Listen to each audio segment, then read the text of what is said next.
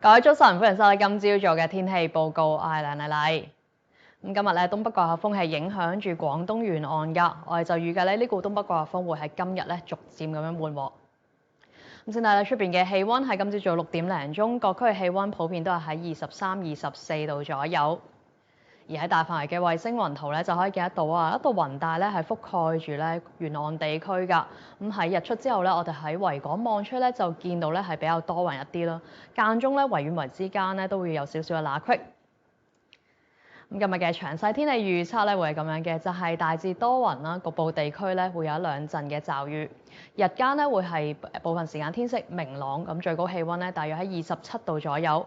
風方面咧就會吹和緩嘅東至東南風。而至於嚟緊個嘅天氣，我哋就預計而家喺華中嘅一道低壓槽啦，就會喺聽日係靠近華南沿岸地區㗎。咁所以到時咧呢一區咧會有驟雨啦，甚至咧有啲狂風雷暴添㗎，大家就要留意翻啦。而喺週末嘅期間咧，一股咧係清勁至強風程度嘅東北季候風咧，亦都會影響沿岸地區。咁所以到時咧呢區嘅風勢咧會大翻啲。所以展望方面啊，我哋就預計咧，聽日天氣咧係會唔穩定㗎，而去到禮拜六咧，仍然有幾陣嘅驟雨啦，風勢會係頗大啦，而且天氣會係稍涼㗎。